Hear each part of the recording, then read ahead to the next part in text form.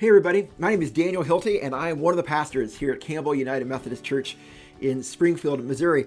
Today is September 9th, 2020, and I'm just coming to you today with a few updates about what is going on kind of behind the scenes here at Campbell United Methodist Church. Over the last few weeks and months, our staff, our leadership teams have been having a lot of conversations and prayer. We've taken a congregational survey recently. I've been talking with a lot of pastors and representatives from other churches and other settings, and I just want to share some of the results of those conversations and surveys and prayers with you today for those of you who may be interested. We'll be discussing 6 items in this video. The first is more chances to connect in person outdoors here at Campbell United Methodist Church. Secondly, we'll be discussing the results of a recent congregational survey that we had here at Campbell. The third item that we will take a look at is some kind of behind the scenes staff stuff that you might be interested in. Fourthly, we'll be discussing the changed reality of worship right now for Campbell and honestly for churches around the country and around the world. The fifth item we'll be taking a look at is policy and data and mission. And then finally, we'll be discussing what we can do right now. Well, to begin with, I'm excited to share with you that we have even more opportunities to connect in person outdoors here at Campbell United Methodist Church. If you have already been to one of our drive-through communion services, you know just how meaningful those services have been. Not only do you get to have communion, but you get to see people, connect to people, to be prayed over, and it's just really a wonderful time. So we're going to continue those drive-through communion services twice during the first week of each month. So please keep your eyes peeled for that and know that twice during the first week of each month, we're going to continue our drive-through communion services. In addition to that, we're also going to be starting other outdoor opportunities like pull up and pray events.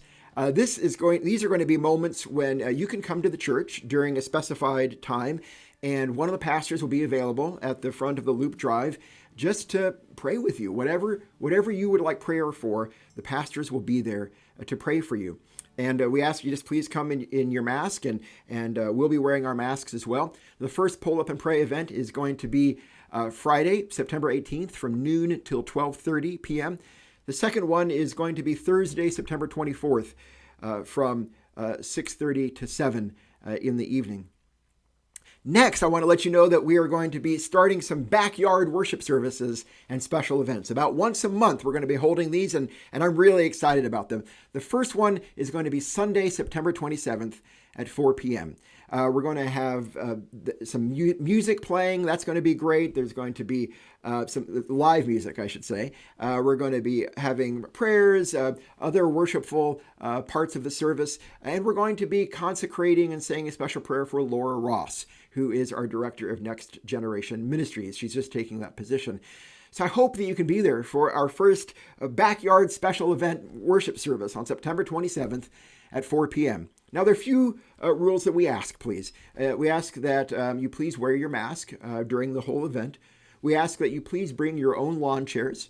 And we ask that you please distance yourself by 6 feet from where anyone else is sitting. Now, if you're coming with multiple people from your household, you all can sit in the same group, of course. But we ask that your group please be at least 6 feet away from the next group, wherever they may be sitting.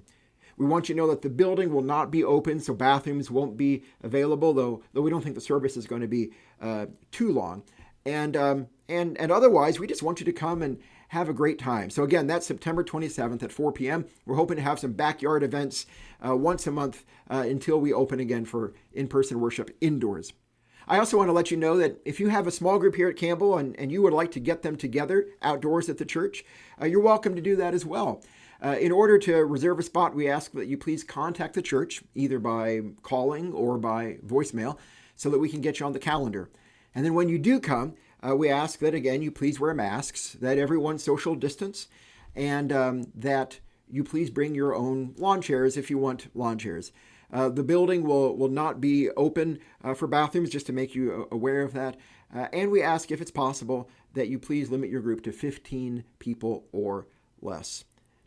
All of these outdoor ministry opportunities are in addition to the many, many online ministry opportunities that are happening here at Campbell too. Next, I want to talk with you about the results of a recent congregational-wide survey that we took here at Campbell United Methodist Church. I'm really grateful to God, to Kendra, our communications coordinator, who put that together. And I'm really grateful to God to over 140 of you who responded to the survey. The one thing that everybody agreed on in the survey is that this pandemic stinks, and we all want it over with. Beyond that, there was a diversity of opinions. The majority of people still expressed a desire to remain closed to indoor worship until we see a sustained decline in the number of active COVID cases in Springfield. We received over 60 personalized comments out of those 140, and in those 60 personalized comments, slightly more of those comments indicated support, again, for remaining closed to in-person worship until we see sustained decline in cases. But there was a diversity of opinions in that. We heard from many people who expressed support and appreciation for the ministries of the church during this time, and thank you so much for that. We did hear from a few people who expressed sadness in that they felt overlooked or forgotten by the church during this time. And if that's the case for you, I do want to say truly how sorry I am for that. We have a wonderful team here at the church who have been regularly calling all of our homebound members, and we're trying to find ways of expanding that ministry. And whenever we hear of pastoral concerns like hospitalizations or other concerns, we try to reach out immediately and make a connection, or if a person just wants to talk, we try to reach out. But we don't always get it right, and sometimes we mess it up. And I apologize if you feel like that has happened to you. If you do have a concern, or if you just want to talk, please do reach out to the church. We want to be here for you. Let us know, call or email, and it would be a joy to be able to get to talk with you and to listen to you and to hear what's going on in your life. Well, I mentioned that many people in the survey indicated how grateful they are for the staff here at Campbell United Methodist Church during these unusual times, and I could not agree more. I am so proud of the staff here at Campbell United Methodist, your staff, and just how innovative and hardworking and creative and diligent they have been over the last several months of this pandemic. On the Small Wonders side, Small Wonders has reopened as a way of providing childcare that is essential for families to return to work so that they can keep their jobs, so that they can keep an income. And on the church side of the Campbell Ministries, so many of our staff have worked so hard to find a way to make ministry and worship meaningful, even online. For example, the online worship service that we show on Sunday mornings, and I hope that all of us are watching that and participating in that live stream of Sunday morning worship.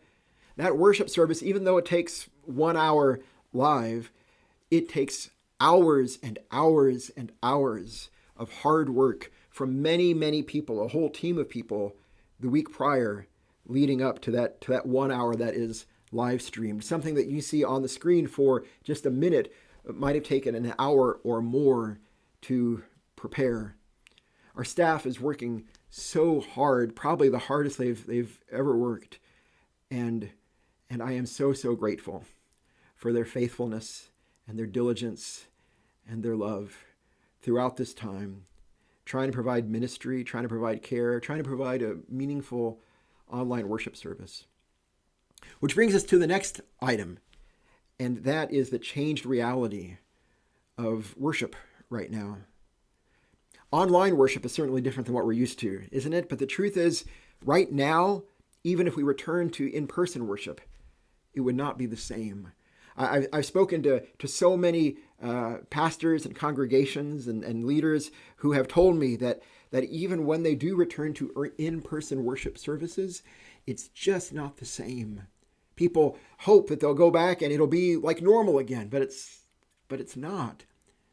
Most congregations find that when they do return to in-person worship, only a small fraction of the congregation before actually comes back. I've heard numbers roughly like 10% to 20% will come back. And then when they do come back, the numbers continue to decline in the weeks after that, because people come to church and they see that it's just not the same. It's so restrictive. You still have to wear masks. You can't sing. You can't touch. And people conclude that it's easier just to stay at home and just as meaningful to stay at home, because right now the sad reality is that there is no way to go back to worship like normal. Which brings us to the question of in-person, in-church worship. We're calling it policy, data, and mission. Item number 5. Many of us know that early on in the pandemic, the leadership teams of Campbell United Methodist, on my suggestion, adopted a policy of waiting for 4 weeks of a decline in active COVID-19 daily cases in Springfield before we reopen for in-person, in-church worship. And we define that as 4 weeks of a 7-day rolling average. Well, more recently, our leadership teams amended that, again, on my recommendation, to look just for 2 weeks of a decline in daily active COVID cases in Springfield, but again, on a 7-day rolling average. So it actually have to involve 3 weeks of decline in order to see a 2-week, 7-day rolling average decline of daily COVID-19 cases. Why was that shortened? Well, because we wanted to keep safe, but we still wanted to get back as soon as possible and to remove any possible barriers from that. But still, even with just waiting for 2 weeks of a 7-day rolling average of decline in COVID cases in Springfield, that's still going to be a ways off. Take a look at these charts here. This first chart is the average daily cases of COVID-19 in Springfield since the pandemic began. And Springfield started really opening up around that red line that you see in the graphic, around July 15th. And what you'll see there is that since Springfield started opening up, it is not the case that COVID-19 has gone away or even plateaued. It's just gone up and up and up. It's gone up by a factor of 6 times since Springfield started to open up. And the same is true with deaths in Springfield too. Since Springfield started to open up around mid-July, the number of deaths in the city as a result of COVID-19 has increased by about 4 times. Now, I wish this wasn't the case, right? I wish that wasn't the data, but it is. It's true that Springfield has opened up more and more and more over the last several weeks. But it's also true that COVID cases and COVID deaths have increased more and more and more over the last few weeks. It's just the reality. And so our church, like a lot of other churches, have decided that we're not going to reopen for in-person worship in the church until we start to see a decline in those cases. Now, there are other churches in Springfield that have similar policies, and there are a lot of churches in other places that have similar policies. Other United Methodist churches in Kansas City, for example, and in St. Louis and in North Carolina. I've talked to a lot of pastor friends over the last couple of weeks who all have said that they have very similar policies. And some denominational structures have those policies as well. Are those policies frustrating? You bet they are. Are they perfect? No. Is this a perfect decision that the church has made, that I've made? No, absolutely. It's not a perfect decision, but there are no perfect answers right now. And I recognize that every possible answer to this situation we find ourselves in comes at a cost. And this decision to remain closed to in-person worship until we see a decline in COVID cases comes at a cost too. And I recognize that. It comes at a cost of that we feel distant from each other. We want to be with each other. I want to worship with you. I want to play board games with you in person. No decision is perfect.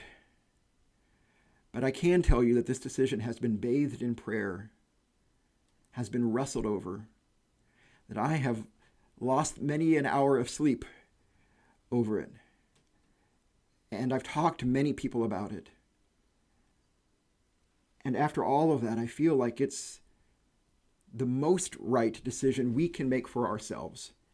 I'm not making any judgment on any other church, any other setting. I'm just talking about what we have control over, which is Campbell United Methodist Church. My friends, I am far from a perfect pastor, right? I am far from a perfect pastor. For one thing, I don't have the hair for it. I mean, check this out, right? But one thing I can promise you is that by the grace of God, I will always try my best to do what I think is right in the eyes of God for our church and for our community. And that's really the main point I want to make in talking about policy and data and mission, that this decision to remain closed until we see a decline in cases, it is not born out of fear. Honestly, at this point, it would be a whole lot easier just to open up. And it's not born out of a desire to be politically correct. I have no interest in being political at all. It is born out of a desire to try to be true to the mission that I believe God has given to us, which is to be a church that doesn't exist for ourselves, but exists for the benefit and blessing of the community in the name of Jesus Christ. Because that's what Jesus did, right? Jesus existed and lived for others, for what was right for others. And it's hard. Sometimes doing what we believe the right thing to do is, in the eyes of God, it's hard. Which brings me to the final item. The final item is, what can I do now? What can we do now in the meantime? And the first thing is what I mentioned a few moments ago. Please pray.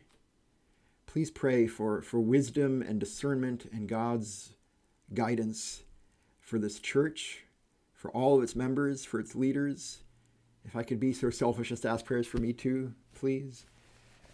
Please pray that God continue to lead and guide us and show us the way that the Lord wants for us. The second thing we can do, as I preached in a sermon a few weeks ago, is just to look long, right? To try to ask God to give us the long perspective on this. I know right now it feels like the pandemic is interminable, that it will never end. But it will. And before we know it, we'll be back worshiping together in the church, in the sanctuary. We will. Sooner or later, those cases are going to decline. Right now, it feels like it's going to go on forever, but in the grand scheme of history, it's just a little blip, right? And this will pass. And the last thing we can do is to show grace and patience and love toward one another. I know that these are hard times. These are really hard times, and they stink, right? The one thing we all agree on, these times stink. But I am convinced that God will bring resurrection and new beginnings out of this, because that's what God has always done before, and that's what God will do this time too. God is going to raise us all up to new life and new hope, as God raised Jesus Christ on that first Easter morning.